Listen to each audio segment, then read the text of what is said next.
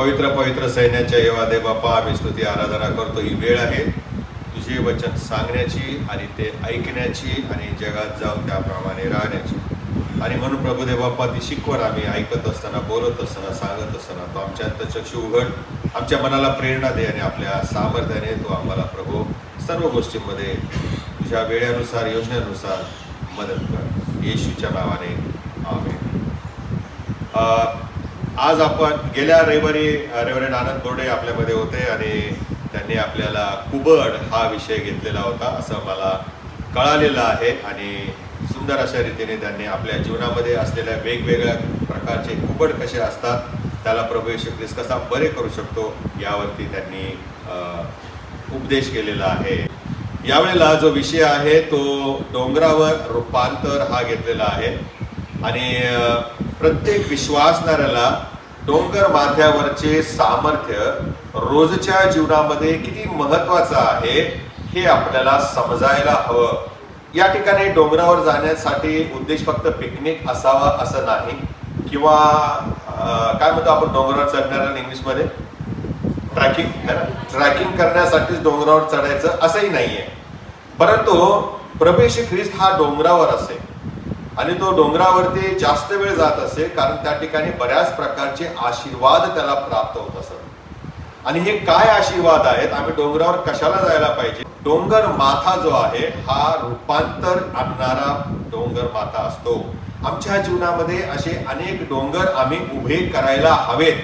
कधी कधी डोंगर आम्हाला अडखळण होतात, तो भाग वेगळा आहे, परंतु अडखळणाऱ्या डोंगरापेक्षा आम्हाला आशीर्वाद देणारे जे डोंगर आहेत ते जेव्हा आम्ही उभे करतो त्यावेळेला खरोखर देव आम्हाला त्याच्या आशीर्वादाने तृप्त करतो। आणि म्हणून हा सर्मन तयार करत असताना मला खूप आनंद वाटला। एक वेगळा विषय, एक वेगळा दृष्टिकोन डोंगराकडे पाहण्याचा मला मिळाला।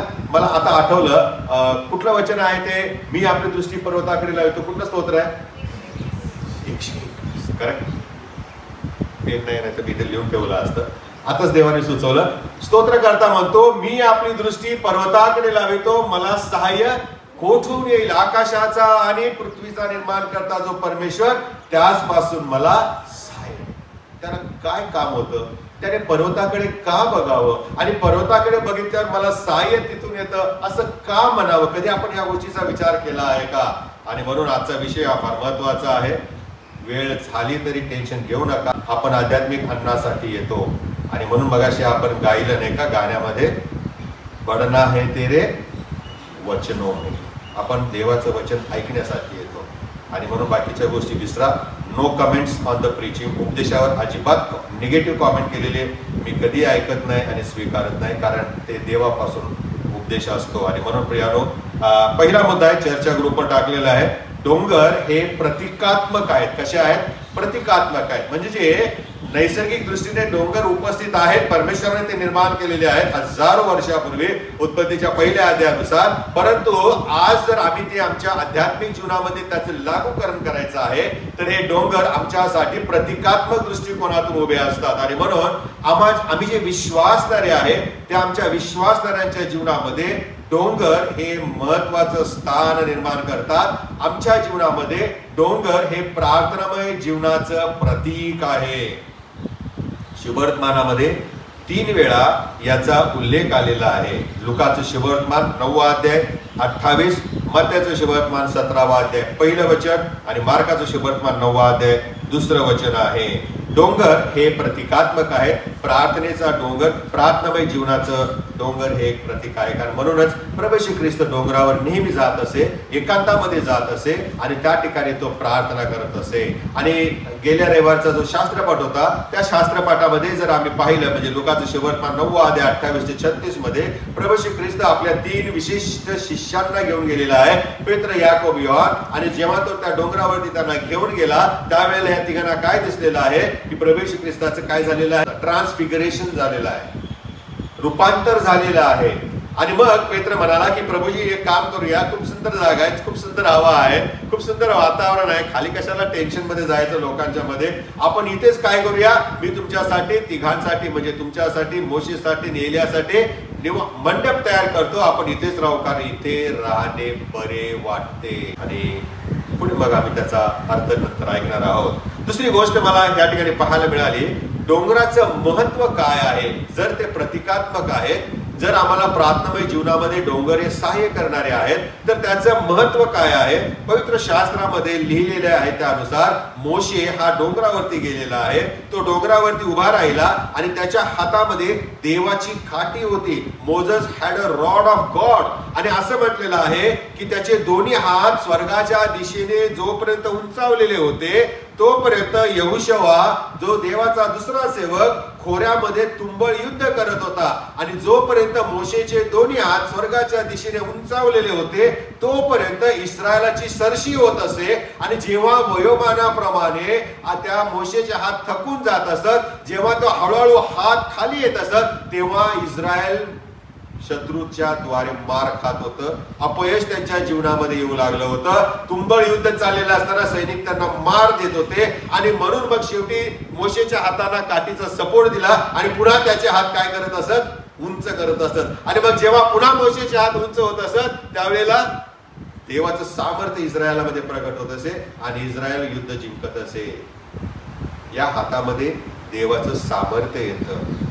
फॉरेनर लोकांनी आम्हाला सलाम करताना हात का मिळवायला सांगितलंय, त्याच्या मागे हा उद्देश आहे. हात जोडायला नाही सांगितले लांबूनच, नाही का, ते व्हॉट्सअपवर चालतं. परंतु दैनंदिन जीवनामध्ये, ख्रिस्ती जीवनामध्ये प्रभूने आम्हाला हातात हात घालायला सांगितलेला आहे, सलाम करायला सांगितलंय. कारण हातामध्ये देवाचं सामर्थ्य येत असतं. देव आमच्याद्वारे इतरांना आणि आम्हाला आशीर्वाद देत असतात. आणि म्हणून जेव्हा जेव्हा मोशेचे हात खाली येत असत, तेव्हा तेव्हा शत्रू सैन्याची इस्रायलवरती सरशी होत असत. प्रत्येक विश्वासणाऱ्याने स्वतःच्या जीवनातील डोंगराचा अर्थ आणि डोंगराचं महत्व समजून घ्यायला हवे. आपण नेहमी प्रियानो आत्म्याने खरेपणाने प्रार्थनामय जीवन जगायला हवं. पण प्रार्थनामय जीवनाची सुरुवात जी आहे ही डोंगरावर झाली आहे, हे आम्ही विसरता कामा नये. प्रभू श्री ख्रिस्त डोंगरावर जाऊन प्रार्थना करायचा, प्रार्थनामय जीवन तो डोंगरावर ठेवायचा आणि मग खाली येऊन तो देवाची सेवा करीत असे. देव त्याच्याद्वारे चमत्कार करत होता आणि देवाचा उपदेश तो लोकांना सांगत असे. आणि मग जेव्हा शिष्याने म्हटलं प्रभूजी आम्हाला प्रार्थना करायला शिकवा, तेव्हा मग येशू ख्रिस्ताने शिकवलं, हे आमच्या स्वर्गातील बाप्पा तुझे नाम पवित्र मानले जावो. ही प्रार्थना प्रभू श्री ख्रिस्ताने डोंगरावरती सामर्थ्य घेऊन खाली शिष्यांना शिकवलेले आहे. आणि म्हणून प्रियानो आजच्या मननासाठी इतर सगळे डोंगर बाजूला ठेवणार आहे आणि फक्त प्रार्थनेचा डोंगर, याचंच महत्व आपल्या जीवनामध्ये काय आहे याकडे आपण लक्ष देऊया. प्रार्थनेचा डोंगर आणि त्याची वैशिष्ट्य मुद्दा क्रमांक 3 आहे. त्यामध्ये प्रार्थनेचा डोंगर जेव्हा आम्ही आमच्या वैयक्तिक जीवनामध्ये उभा करतो, तेव्हा आम्हाला देवाच्या नजरेने पाहण्याचे मन आणि अंतःकरण प्राप्त होते. आणि म्हणून प्रार्थना याचा अर्थ देवाशी बोलणे. काय आहे? देवाशी बोलणे. स्वतःशी बोलायचं नाहीये. आम्ही जेव्हा प्रार्थनेमध्ये जातो तेव्हा पुढे आमच्या देव असतो, ही भावना आमच्या मनामध्ये येते आणि मग पुढे तो आहे आणि मी इथे आहे. आणि मग मी त्याच्याशी जेव्हा बोलू लागतो तेव्हा माझं मन आणि माझं अंतःकरण देवाच्या नजरेतून देवाच्या गोष्टीकडे पाहू लागतं, जगी गोष्टींकडे पाहू लागतं. आणि मग जर माझ्या ठिकाणी देव असेल तर तो काय करेल याची भावना आमच्यामध्ये निर्माण होते. मग आमच्या जीवनामध्ये कितीही मोठी संकटे येत, कोणतीही समस्या असो, मग जेव्हा आम्ही प्रार्थनेच्या द्वारे त्या संकटाकडे पाहतो तेव्हा त्या समस्या आणि संकट आमच्यासाठी लहान वाटू लागतात, क्षुल्लक वाटू लागतात. कारण त्यांच्यापेक्षा परमेश्वर हा मोठा आहे. हालेलुया. त्या समस्यांपेक्षा, संकटापेक्षा माझा येशू महान आहे, सामर्थ्यशाली आहे. आणि म्हणूनच येशू वादळ शांत करतो हा शास्त्रपाठ मला मिळाला, नाही का? किती मोठी समस्या होती, बोट बुडायला लागली होती, शिष्य मरायला लागले होते आणि येशू झोपला होता वरामास घेऊन, नाही का? आणि मग ज्यावेळेला येशूच्या शिष्य त्याला म्हणाले आपण मरत आहोत, डुबत आहोत, तुम्हाला कल्पना नाही का? आणि मग येशूने हात वर केला आणि मग काय केले, त्याने वाऱ्याला शांत केले आणि समुद्र काय झाला? शांत झालेला आहे. वारा पडला, समुद्र शांत झालेला आहे. हे प्रार्थनेचं सामर्थ्य आहे. मोठी संकट येशू समोर छोटी होऊन जातात आणि मोठी संकट आणि भूते देखील प्रभू येशू समोर नतमस्तक होतात. आणि म्हणून डोंगराचं महत्व तुम्हाला मला सांगू द्या. पहिली गोष्ट, जेव्हा आम्ही डोंगरावरती जातो तेव्हा डोंगरावर हवा शुद्ध असते. कशी असते? शुद्ध असते. पोल्युशन नसतं. दूषितीकरण नसतं आणि प्रदूषण नसतं, धूर नसतो. या सगळ्या धुरांच्या वरती, प्रदूषणापेक्षाही वरती प्रियानो, उंच असा हा डोंगर असतो. आणि जेव्हा आम्ही त्या डोंगरावरती जातो त्यावेळेला प्रदूषणाची, धुराची आम्हाला बाधा होत नाही. बाधा होत नाही. मला अजूनही आठवतं, आम्ही न्यू मेमोरियल चर्च बायकाळा या ठिकाणी पालखी सेवा करत होतो. त्यावेळेला पुनरुत्थानाच्या दिवशी त्यांच्याकडे एक सिस्टम आहे. त्यांच्या जवळ एक डोंगर आहे ज्याला मजगाव टेकडी म्हणतात. मजगाव टेकडी म्हणतात. सेंट पीटर्स हायस्कूलच्या थोडंसं वरच्या बाजूला आहे. आणि दर आम्ही त्या पुनरुत्थानाच्या दिवशी दिंडी काढायचो, त्या डोंगरावर जायचो, तिथे प्रार्थना करायची. आणि मग तिथे प्रार्थना झाल्यावरती मग आम्ही खाली यायचो. खालच्या बाजूलाच हॉटेल आहे, मग तिथे आम्ही चहा पाणी करायचो, कधी वरती करायचो. सांगायचा उद्देश हा आहे की डोंगर माथ्यावरती आम्ही देवाचा गौरव करतो, कारण डोंगरावर हवा शुद्ध असते, प्रदूषण नसतं, धूर नसतं. आता याचं लागूकरण जर आमच्या जीवनामध्ये करायचं म्हटलं तर जगामध्ये आम्हाला प्रदूषण आहे, हवेतलं नाही बरं का, आमच्या वाईट विचारांचं प्रदूषण आहे, आमच्या वाईट गोष्टींचं प्रदूषण आहे, आमचं जीवन दूषित झालेलं आहे. आणि या सैतानी प्रदूषणाच्या वरती आम्हाला जायचं असेल तर आम्ही डोंगरावर पोहोचणं गरजेचं आहे. प्रार्थनेच्या डोंगरावरती चढणं गरजेचं आहे. जो कोणी प्रार्थनेच्या डोंगरावर चढतो प्रियानो, तो आशीर्वादित होतो. तो प्रदूषणापासून, सैतानी गोष्टींच्या पासून प्रियानो तो मोकळा राहतो. डोंगरावरती जी मोकळी हवा असते, जी प्रार्थनेमध्ये मोकळीकता मिळते, ती आम्हाला मनसोक्तपणे देवाच्या सानिध्यामध्ये आपण घेऊ शकतो. आणि म्हणून always make it a point की आम्ही प्रार्थनेच्या डोंगरावरती चढावे. दुसरी गोष्ट मला असं दिसून येतं, डोंगरावरती हवा शुद्ध असतेच असते, परंतु डोंगरावरती आणखीन एक महत्वाची गोष्ट आहे, ती म्हणजे वातावरण कसं प्रसन्न आणि शांत असतं. कसं असतं डोंगरावर वातावरण? कसं असतं? कारण खालचा आवाजच वरती येत नाही ना, खालचा आवाजच येत नाही वरती. आणि अशा या आवाजाच्या प्रदूषणामधून जेव्हा आम्ही डोंगरावरती जातो आणि एकदम भयानक शांतता असते, तेव्हा कान बधीर झाल्यासारखे होतात, कान किर्र झाल्यासारखे होतात. कान आम्हाला परत काय करावं लागतात? हलवावे लागतात. आणि पुन्हा त्या वातावरणाशी आम्ही मॅच होऊन जातो. जेव्हा डोंगरावर आपण बसतो तेव्हा आमच्या मनातील जे विचारांचे वादळ असतात, जे विचारांचे काहूर उठलेले असतात, ते शांत होतात. ते शांत होतात, मन प्रसन्न होतं. आणि देव तेथे जेव्हा आपणास एकटे असतो तेव्हा देवाचा आवाज ऐकण्याचं आमचे कान आतुर होत असतात. आणि म्हणून स्तोत्रकर्ता म्हणतो, मी आपली दृष्टी पर्वताकडे लावतो, मला सहाय्य. परंतु जेव्हा आम्ही त्या डोंगरावरती जातो तेव्हा शांत वातावरणामध्ये आम्ही देवाचा आवाज ऐकणं महत्वाचं आहे. ठीक आहे, आम्ही गेल्यानंतर इकडे तिकडे फिरतो, दगडधोंडे गोळा करतो, काय चांगल्या वाटले पिशवीत घालतो नाही का, आणि फोटोग्राफी करतो, हे सगळं ठीक आहे, नॅचरल गोष्टी आहेत या. पण याच्या व्यतिरिक्त जेव्हा त्या एकांतामध्ये जातो, त्या डोंगरावरती शांत बसतो, त्यावेळेला खरोखर देवाचा आवाज आम्ही ऐकू शकतो. आणि एकदा देवाशी तिथे संवाद आपण साधला की मग दैनंदिन जीवनामध्ये ज्या समस्या असतात, जी घाई गर्दी असते, त्या गर्दीमध्ये देखील आम्ही देवाचा आवाज ऐकू शकतो. कारण ते सामर्थ्य आम्ही कुठून घेतलेलं आहे? डोंगरावरील देवाच्या सानिध्यामध्ये. आणि म्हणून प्रियानो, प्रभू येशू ख्रिस्त त्या डोंगरावरती जाऊन प्रभूचं सामर्थ्य घेतल्यानंतर त्या जगामध्ये, त्या यरुशलेमच्या वाटेवरून चालत असताना एवढ्या घाई गर्दीमध्ये, एवढ्या तुडुंब भरलेल्या गर्दीमध्ये देखील त्याला त्या आंधळ्याचा आवाज ऐकू आला, अहो दाविदाचे पुत्र मजवर.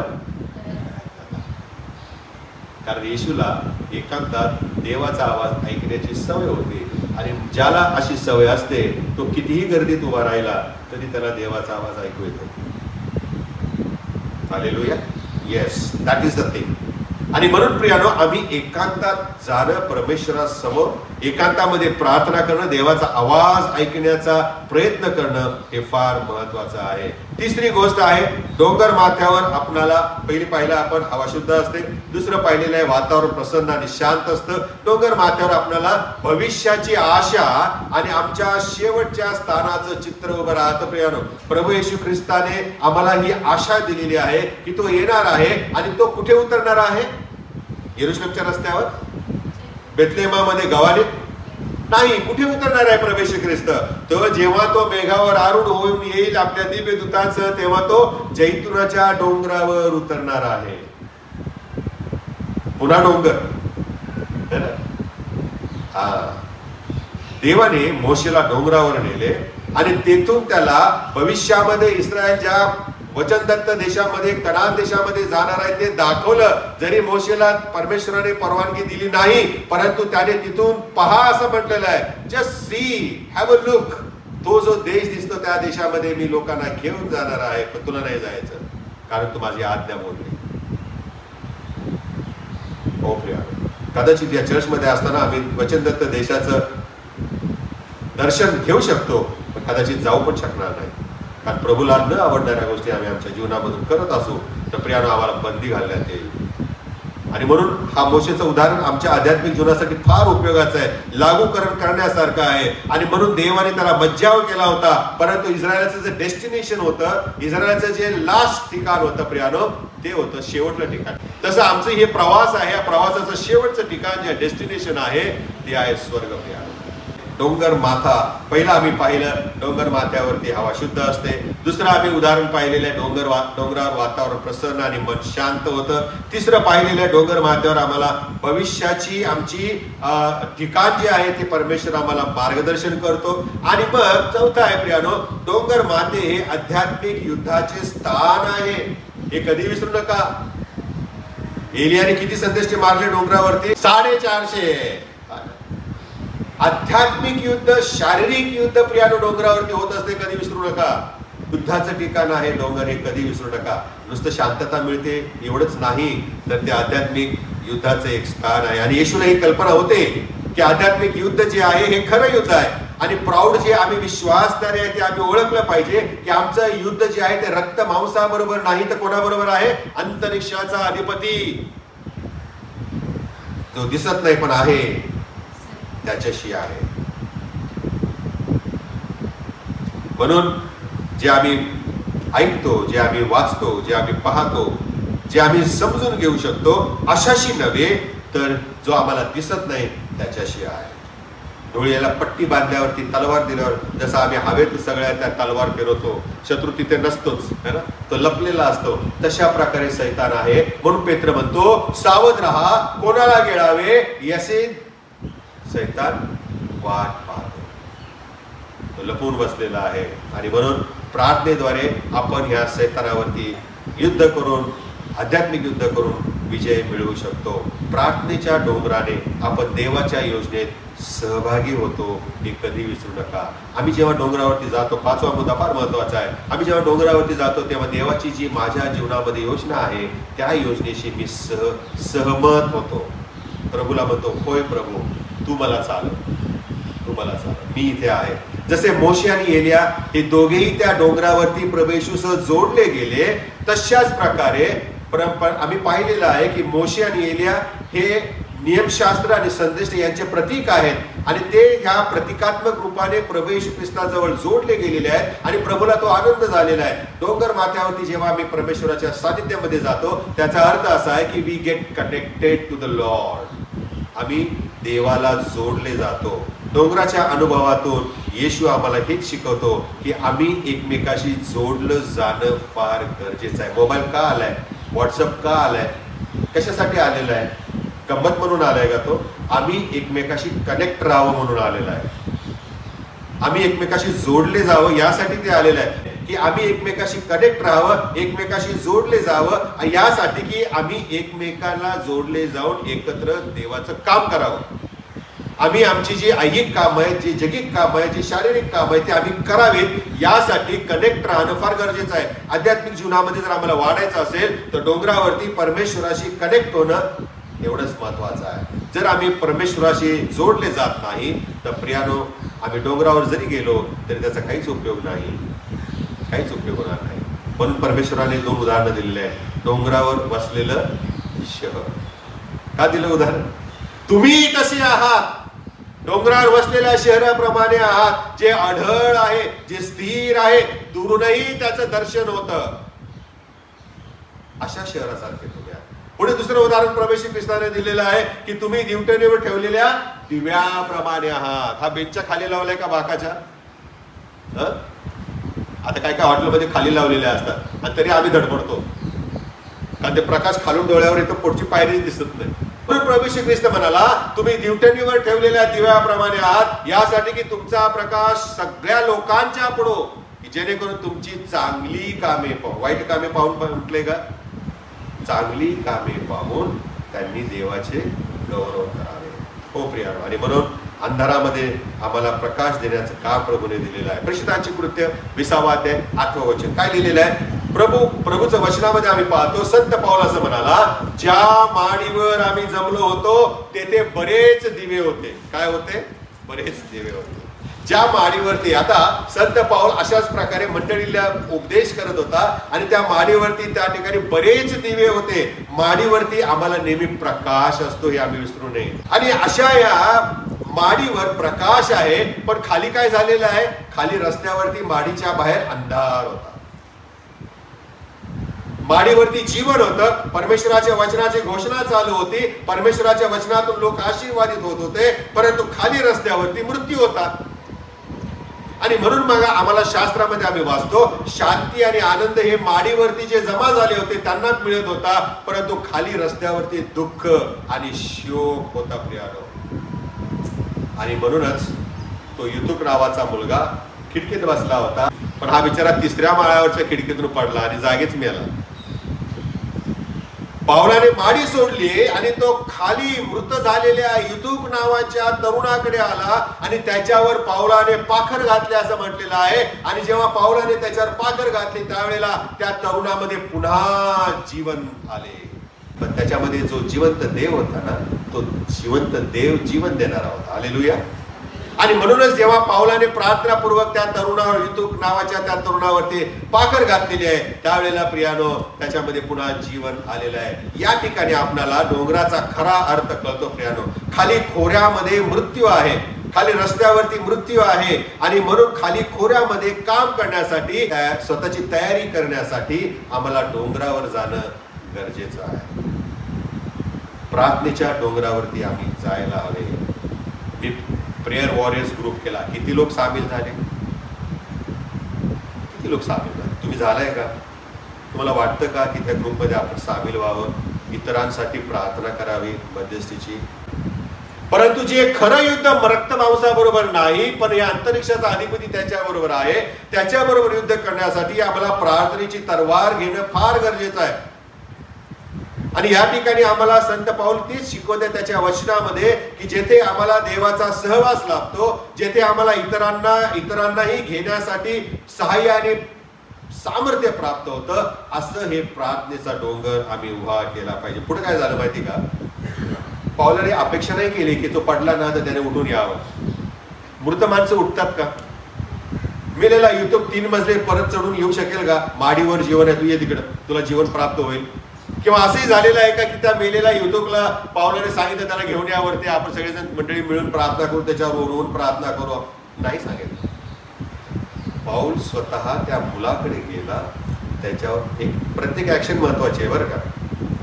पाऊल स्वतः त्या तरुणाकडे गेला, त्याच्यावर पाखर घातली, मनात त्याने प्रार्थना केल्या असेल, देवाचं सामर्थ्य आलं आणि मृत व्यक्तीच्या जीवनात, शरीरात जीवन आलेलं आहे, तो जिवंत झाला. मृत मनुष्याने उठून 3 मजले चढून यावं यापेक्षा जीवनच त्या मृत्यूकडे गेलेलं आहे. हालेलुया. हो. आणि म्हणून आम्ही अंधारामध्ये लाईट लावतो. लाईटीत अंधार लावतो का? नाही लावत. अंधारामध्ये आम्ही प्रकाश नेतो, मेणबत्ती आम्ही अंधारामध्ये नेतो, आणि मग आमचं घर प्रियानो प्रकाशमान होतं. हा सिक्वेन्स आहे. आणि म्हणून संत पाऊल त्या माडीवरल्या जीवनाच्या खोलीमधून तो खाली उतरला, त्या मृत्यूच्या प्रदेशात गेला, आणि जेव्हा हे जीवन मृत्यूच्या प्रदेशात गेलं त्यावेळेला ते जीवन त्या मृत व्यक्तीच्या शरीरात गेलं आणि तो जिवंत झाला. येशूने हेच केलं. येशू ख्रिस्त मरण पावल्यावर कुठे गेला? 3 दिवस कुठे होता? अधोलोकी. आणि तिथे डिपचित पडलेल्या जीवात्म्यांना त्याने सुवार्ता सांगितली. जीवन अधोलोकात गेलं, जीवन मृत्यूच्या ठिकाणी गेलं, आणि ते सगळे.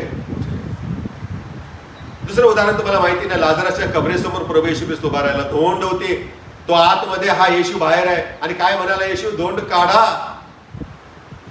आणि मग त्याने लाजराला हाक मारली. जीवन त्या कबरेसमोर साक्षात उभं होतं प्रियानो, आणि लाजरा बाहेर ये. किती शब्द आहेत? उपदेश नाही केला, फक्त 3 शब्द, पण एवढे जबरदस्त, एवढे सामर्थ्यशाली होते की त्याची वाणी त्या मृत लाजाराच्या आतमध्ये गेली, त्या जीवनाची वाणी आतमध्ये गेली आणि लाजार जिवंत झाला. असा देव सापडलाय भक्तीसाठी. गंमत नाहीये प्रियानो, खरोखर आपण आनंदी असलं पाहिजे. आणि जेव्हा प्रभूच्या वचनाप्रमाणे आम्ही ते करतो त्यावेळेला तुला किती आनंद होते. आणि म्हणून या ठिकाणी प्रियानो, पाऊलाप्रमाणे कोणाला तरी आपले वरचे उच्च स्थान सोडून खाली यावं लागलेलं आहे, आपलं गौरव आणि आपला झगमगाट सोडून खाली यावं लागलेलं आहे. आणि तो कोणीतरी नसून तो आमचा येशू आहे. संत पाऊल असं म्हणतो की आम्हाला पातकांची क्षमा मिळावी, आम्हाला तारण मिळावे, म्हणून प्रभू येशू ख्रिस्त स्वर्ग सुख सोडून खाली आलेला आहे.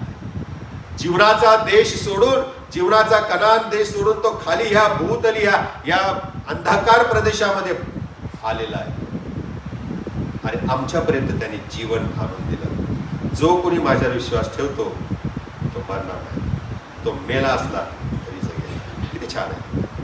आणि म्हणून प्रियानो, येशूने आपलं स्वर्गातलं गौरव किती सोडलेला आहे. तो खाली भूतली आला आणि वरील शांततामय, आनंदाची जागा, प्रकाशाची जागा त्या येशूने सोडली आणि या पापमय, अंधकारमय, मृत्यूच्या देशामध्ये या पृथ्वीवरती तो जन्माला आलेला आहे. पाऊल देखील बरेच दिवे असलेली माडी सोडून खाली आला. तुम्हाला आणि मला जर जीवन पाहिजे असेल ना, तर आमच्या भोवती जे झगमगाट आहे ना, जे वलय आमच्या भोवती तयार झालेलं आहे ना, ते सोडून खाली यावं लागणार आहे. त्या वलयामध्ये जीवन नाहीये. नाटकीपणा जास्त असेल पण जीवन नाहीये. ती प्रसिद्धी, ते लोकांचा गराडा, ह्या सगळ्या गोष्टी प्रियानो आम्हाला अंधाऱ्या वाटतात. आम्हाला प्रियानो त्या ठिकाणी देवाचं गौरव नाही करतायत, त्या ठिकाणी आम्हाला जीवन प्राप्त होत नाही. आणि म्हणून संत पाऊल जो आहे हा बरेच दिवे असलेली माडी सोडून 3 मजले खाली आला आणि त्या अंधाऱ्या आणि मृत अशा परिस्थितीमध्ये त्याने जीवन दिलेलं आहे. रात्रीच्या वेळी तो खाली आला आणि जीवन मृत्यूला शोधू लागलं. काय म्हटलेलं? जीवन मृत्यूला शोधू लागलं. आणि म्हणून लोक म्हणतो प्रभू येशू ख्रिस्त हरवलेले शोधावे. जीवन नेहमी असं सर्च करतं, हे लक्षात ठेवा. सुवार्थ सांगायची म्हणजे मी माझ्या घरात बसतो, ज्याला गरज आहे त्याने माझ्याकडे यावं मग मी सुवार्थ सांगणार, असं नसतं. आमच्याकडे जीवनाचा प्रकाश आहे ना, तर जे अंधारामध्ये त्यांच्यापर्यंत मेणबत्ती घेऊन जायचंय, त्यांच्यापर्यंत सुवार्थ घेऊन जायचंय. या ठिकाणी प्रियानो आम्हाला ही शिकवण मिळते की प्रभू येशू ख्रिस्तामध्ये जेव्हा आम्ही राहतो त्यावेळेला आमच्या भोवतीचं जे प्रसिद्धीचं वलय आहे, जो झगमगाट आहे, जे दिवे आहे, जी रोषणाई आहे, ही आम्हाला सोडायलाच हवी. आणि जे जीवन आम्हाला मिळालं ते आम्ही खाली घेऊन लोकांच्या पर्यंत पोहोचायला हवं. एक उदाहरण सांगतो तुम्हाला.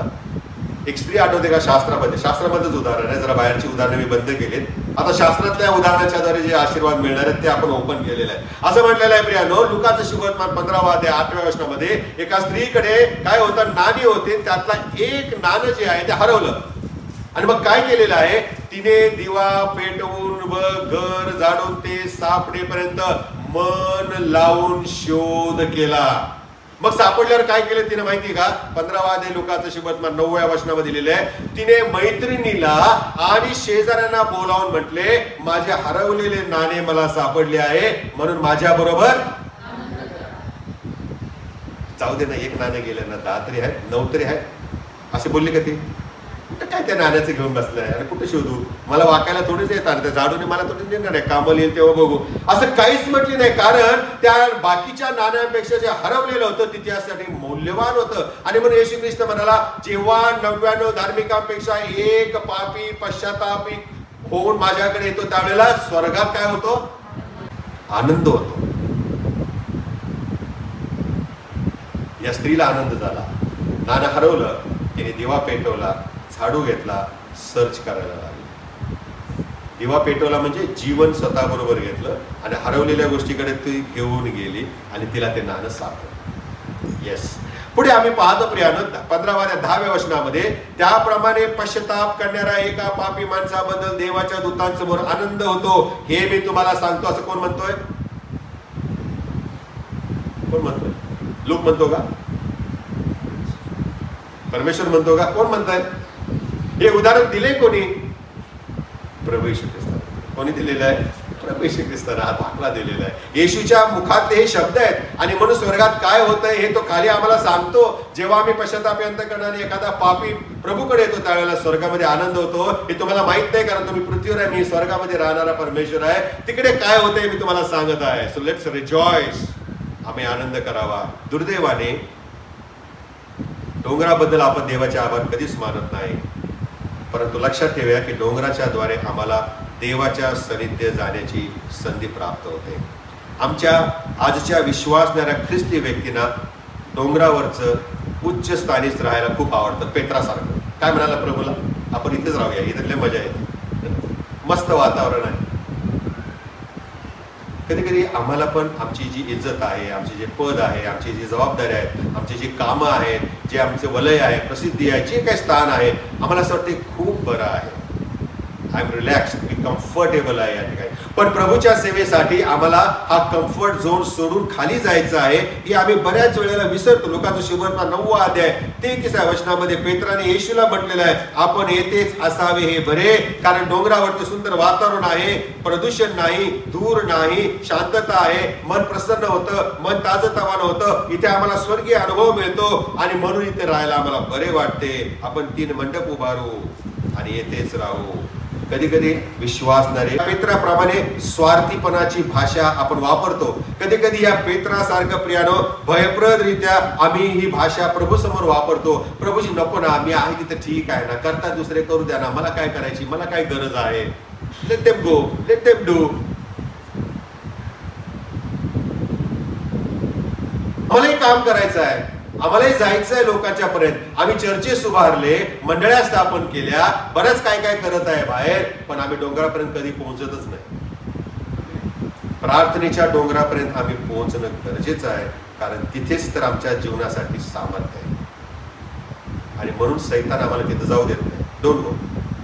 अनेक गोष्टी आमच्या मनामध्ये येतात. प्रभू येशू डोंगरावर गेला पळून जाण्यासाठी नाही, प्रभू येशू डोंगरावर गेला तेथे लोकांच्या सेवेसाठी, स्वतःला तयार करण्यासाठी. प्रियानो, चला आपण अशा डोंगरांकडे जाऊया जेथे देव आम्हाशी बोलतो, जेथे देव आम्हाला त्याचा सहवास देण्यासाठी उत्सुक आहे, जेथे आम्ही देवाशी संवाद साधू शकू, त्याचा अनुभव घेऊ शकू आणि त्याच्या गौरवाची शालीनता आम्हाला डोंगरावरती पाहण्यास मिळेल. आपण प्रार्थना करूया. प्रभुदेव बाप्पा, मोशेला तू डोंगरावर बोलावलंस, तुझ्या गौरवाची शालीनता तू त्याला दाखवलीस. तुझ्या सानिध्यामध्ये जेव्हा तो आला तेव्हा तुझं गौरव त्याच्या शरीरात शिरले आणि जेव्हा तो डोंगरावरून खाली उतरला तेव्हा अख्ख्या इस्रायल राष्ट्राला त्याच्या चेहऱ्यातून तुझा गौरव आणि प्रकाश दिसत होता.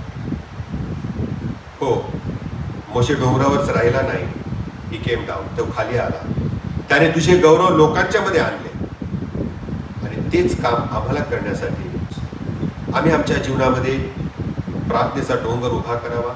आम्ही आमच्या जीवनामध्ये देवा तुझ्या सहवासाचा डोंगर उभा करावा.